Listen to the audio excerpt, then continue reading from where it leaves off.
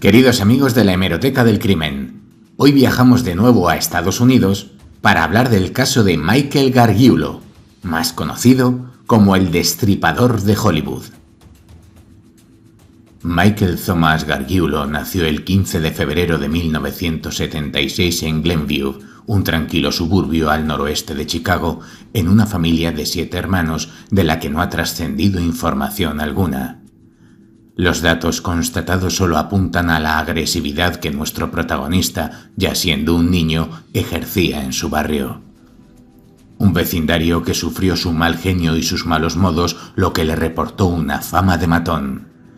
En apenas unos segundos, el muchacho pasaba de tener un comportamiento normal a una actitud vehemente y agresiva, lo que desconcertaba a sus allegados.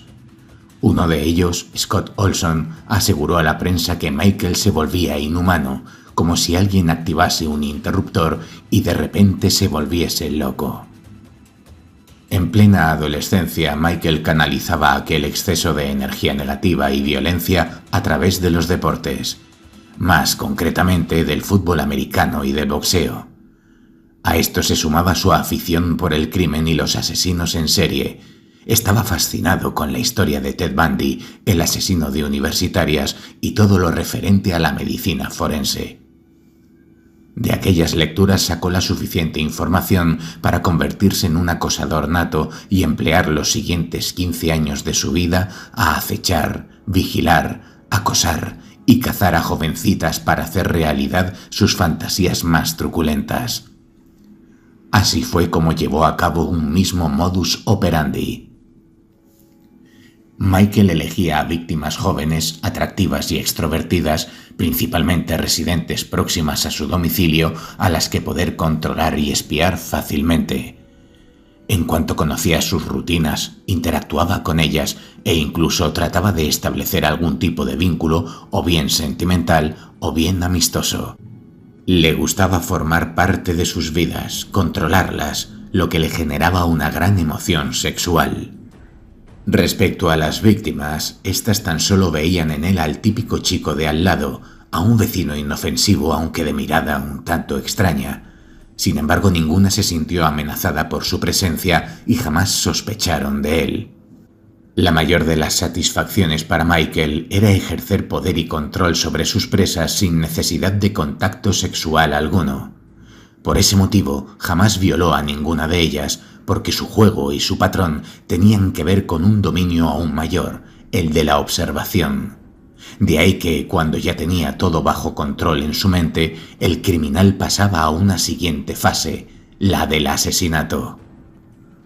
Su primera víctima fue Tricia Pacazio, de 18 años, vecina y hermana de uno de sus compañeros de clase, que residía a la vuelta de la esquina de su casa en Glenview. Aquella noche del 13 de agosto de 1993, Michael siguió a Tricia, que regresaba a casa de una fiesta, cuando el adolescente la apuñaló sorpresivamente en la puerta trasera de su casa hasta en 12 ocasiones. Su padre descubrió el cadáver a la mañana siguiente. Durante años los investigadores entrevistaron a decenas de testigos, amigos y familiares de la víctima, recabaron todo tipo de pruebas, guardaron los restos encontrados bajo las uñas de Tricia, pero ninguna pista los llevó hacia el culpable. Cabe recordar que, por entonces, la tecnología no era lo suficientemente avanzada para analizar y cotejar muestras de ADN. Por su parte, Michael continuó con su vida y mantuvo un perfil bajo hasta 1998, año en el que se mudó a Los Ángeles. Quería probar suerte en el mundo de la interpretación. Sin embargo, aquello no le daba para vivir, por lo que acabó trabajando de portero de discoteca en Hollywood. En esta época, Michael se hizo inseparable de Tamer Leary y Anthony Di Lorenzo, compañeros del club a quienes les acabó confesando en el año 2000 que había asesinado a una niña en Chicago. «Dejé por muerta a la zorra en los escalones», les dijo, una afirmación que ninguno dio por veraz. En Los Ángeles, camuflado bajo la apariencia de un vecino tranquilo, atento y que trabajaba como reparador de aparatos de aire acondicionado, sus víctimas nunca lo vieron como una potencial amenaza. Se equivocaban. Mike, como así lo llamaban, les tenía preparado un trágico destino. La tarde del 21 de febrero de 2001, Ashley Ellerin, una estudiante de moda de 22 años, se preparaba para tener una cita. Había quedado con un conocido actor en ciernes, Ashton Kutcher, e iban a acudir a una fiesta de los Grammy. Pero Michael sesgó sus románticos planes. Se coló en la casa mientras ella se duchaba y, al salir esta, la apuñaló 47 veces. Entre las lesiones que presentaba la víctima se incluyeron una herida en el cuello que casi le cortó la cabeza y perforaciones profundas en el pecho, estómago y espalda que en algunos casos llegaron a tener hasta 15 centímetros de profundidad. Según el detective Tom Small, una puñalada en realidad penetró en el cráneo y sacó un trozo de él como una pieza de rompecabezas. Ashton Kutcher acudió a buscar a su cita sobre las 11 menos cuarto de la noche. Al llegar no entendía nada porque las luces estaban encendidas pero nadie le abría. Justo cuando estaba a punto de irse miró a través de una ventana y vio lo que pensó que era vino tinto derramado en el suelo. No era vino sino sangre. El intérprete se marchó sin saber que Ashley había sido asesinada. A la mañana siguiente la compañera de piso de Ashley, Jennifer DeSisto, halló el cuerpo y la policía inició las pesquisas. Sin embargo, ninguna prueba los llevó a un individuo en particular. El 1 de diciembre de 2005, Gargiulo mató a puñaladas a María Bruno, su vecina de 32 años y madre de 4 hijos. La asesinó en su casa de El Monte, California. Fue apuñalada 17 veces. Entre las pruebas recabadas había un escarpín quirúrgico de color azul con una mancha de sangre encontrado en el patio frente al apartamento de la víctima. Las pruebas de ADN confirmaron que era la sangre de María, pero no localizaron ningún indicio sobre su asesino. Tras haber vivido en Hollywood Hills y El Monte, Michael volvió a mudarse, esta vez a la playa de Santa Mónica, donde cometería su último ataque. Intentó asesinar a otra de sus vecinas, Michelle Murphy, de 26 años, en su casa de Santa Mónica el 28 de abril de 2008. En plena noche, un dolor insoportable en el pecho sacó abruptamente a Michelle de su apacible sueño. Al abrir los ojos vio como un encapuchado la apuñalaba repetidamente mientras intentaba defenderse con las manos. Aunque la joven recibió varias cuchilladas más, logró zafarse del atacante pateándolo fuera de la cama. Tal fue la resistencia de Michelle que el individuo se cortó con el arma y huyó dejando un reguero de sangre por el camino. El ADN correspondía a Michael Gargiulo, cuya muestra ya estaba en el sistema al ser recabada para el caso Pacaccio, su primera víctima. Su detención se produjo el 6 de junio y, en un primer momento, fue acusado de intento de asesinato. Unas semanas después, y ya en la cárcel, la policía descubrió pruebas que lo vinculaban a los asesinatos de Ashley Ellerin y María Bruno. Habían cazado al destripador de Hollywood. Sin embargo, el crimen de Tricia Pacaccio seguía sin resolverse. Tuvo que llegar un programa de televisión de la CBS titulado 48 horas con su especial El chico de al lado para que 2 nuevos testimonios señalasen a Michael como el autor del asesinato de la joven. Se trataba de Temer Leary y Anthony Di Lorenzo, sus antiguos compañeros de trabajo.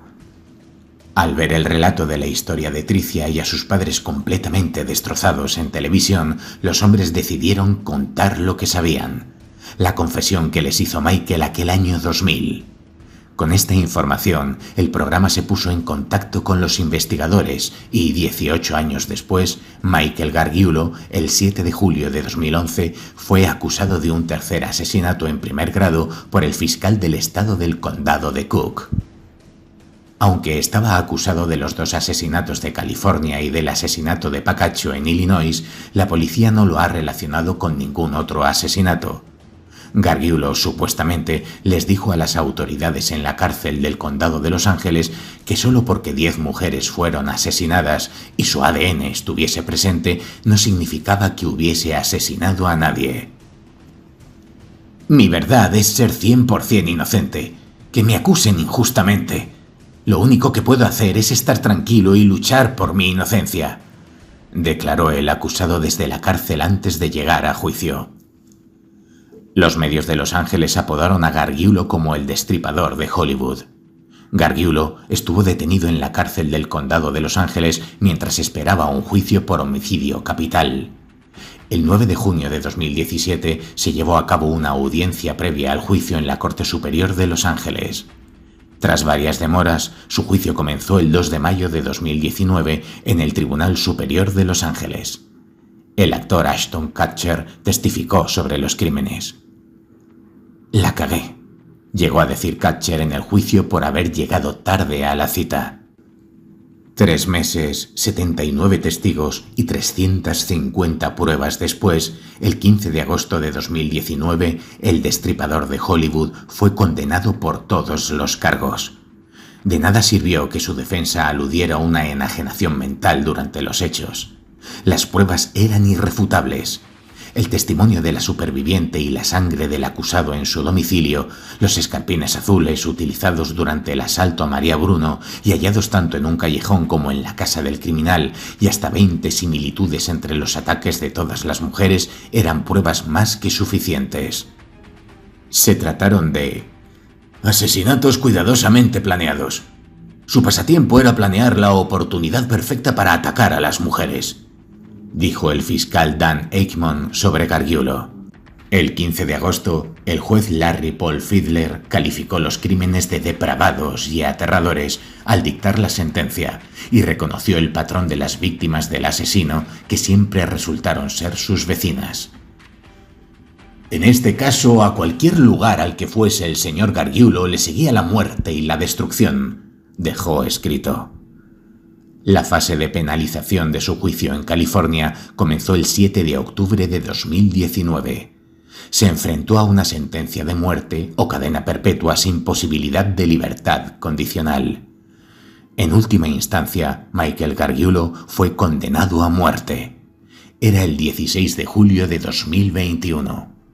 Ahora bien, al reo todavía le quedaba una cuenta pendiente que saldar con el Poder Judicial, el juicio por el asesinato de Tricia Pacaccio. Para ello, el estado de California tiene que extraditarlo al de Illinois para enfrentarse a su primer asesinato. De declararlo culpable, la sentencia iría de los 25 años de prisión a cadena perpetua. Desde hace 3 décadas, la familia Pacaccio solo pide una cosa: justicia. «Eso es lo que mi hija se merece», dice su madre Diane, una mujer que jamás perdió la esperanza de encontrar al asesino de su pequeña. Ahora cabe preguntarse, ¿la condena a muerte es aplicable? La respuesta es improbable, ya que desde el año 2006 este estado meca de Hollywood no ejecuta a ninguno de sus presos y el gobernador de la región, Gavin Newsom, es un firme opositor a la pena de muerte. Y hasta aquí, queridos amigos, el caso de Michael Gargiulo, más conocido como el destripador de Hollywood. No deja de ser irónico la ubicación de estos asesinatos y de este caso en concreto, porque siempre insistimos en esta sección que por mucho que leamos o veamos películas, leamos novelas, donde parece que lo narrado puede escapar a la realidad, siempre queda demostrado, e incluso en la meca del cine, que en la vida real los monstruos existen.